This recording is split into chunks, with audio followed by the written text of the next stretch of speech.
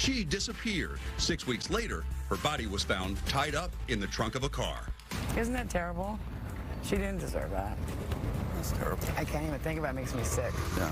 Now, 3 years later, her mom and detectives want to know who kidnapped and killed her. The News at 10 starts now. Never a good sign when you find somebody in the back of a vehicle because somebody had to put them in there. There was a tragic discovery more than 3 years ago at an auto yard in Graham. Our Fox 13 News crew was there after Pierce County deputies discovered a woman dead in the trunk of a car. She was later identified as 41-year-old Patricia Soto. The mother of 3 had been reported missing in Burien more than a month later. King County Major Crimes detectives say she was murdered. Thank you for joining us for the News at 10. I'm Sabir Rayford. And I'm David Rose. Tonight, her mom is talking publicly for the first time about her family's loss as the lead investigator on the case shares new information in hopes that you can help give him a lead to identify her killers. Look at that smile. I know, she's got a beautiful smile. Family photos of Patricia Soto show a woman at her happiest, with her kids, or cheering on the Seahawks. Her mom, Karen, says Tricia was a good person. She had a huge heart, and she was a beautiful soul. She was a free spirit. Tricia was also struggling with addiction, but was finally ready for a change. And she wanted to get her life back on track. She was scheduled to start inpatient treatment on Monday, November 9th, 2021. She brought her luggage to her mom's home in Snohomish County, but then left to make one more trip to the Burien apartment where she'd been staying with a friend. I said, don't go out there. I said, you won't be back. And I didn't mean it like that. I meant it like, you know, you're not going to come back. You're going to stay out there, and then you won't go to treatment is what I was thinking. And then she went to Burien, and then I didn't see her ever again after that. Karen filed a missing persons report when her daughter stopped responding to her text messages. What did you think? I didn't know what to think. I didn't know why she disappeared. I didn't know why she wasn't responding to me. It was just radio silence all of a sudden. The last time that she was seen alive was in the city of Burien at her friend's apartment, and that would have been late on November 7th of 2021 or in the early morning hours of November 8th. King County Major Crimes Detective Aaron Thompson says Tricia left the apartment at about 1 a.m. to go outside to meet someone.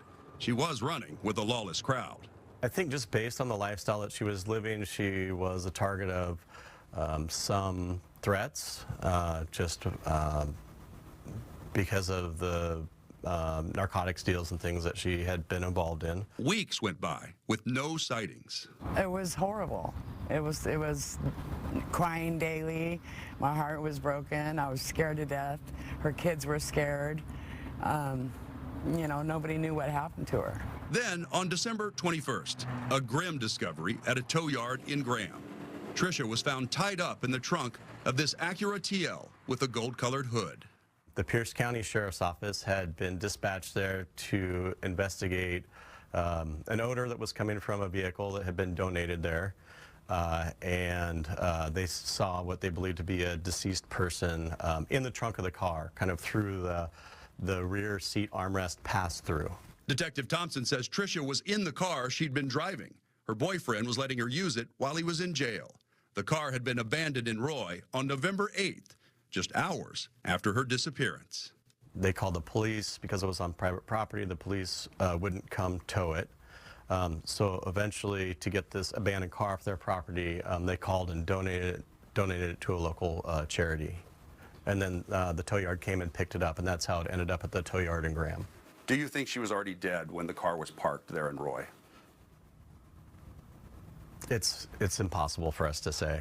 Crime scene techs processed the vehicle for evidence and DNA. Detective Thompson says so far, they found no match to that DNA and have ruled out all of those closest to her. A lot of those people have either alibied out, they've given DNA samples to be compared against the DNA in the case. They have given interviews, and we haven't been able to tie any of those people to her case. He says they do believe there was more than one suspect involved in her kidnapping, people she trusted. I think everybody that we know about who is tied with her, we've spoken to. And what we're really looking for is for information on someone that we haven't yet interviewed or collected DNA from that might be involved. This one seems very personal, doesn't it? It does.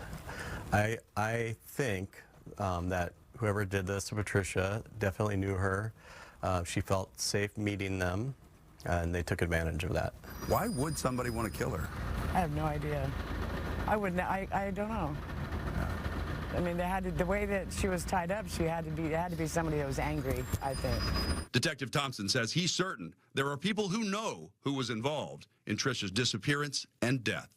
We've looked at a lot of angles, and a lot of times what it takes is just, we might be facing in almost the right direction, and somebody can give us just enough information to point us in the exact right direction and get us pointed down the right trail to find who did this. I want the person or persons who did it to be behind bars. They don't deserve to be walking the streets and living their life.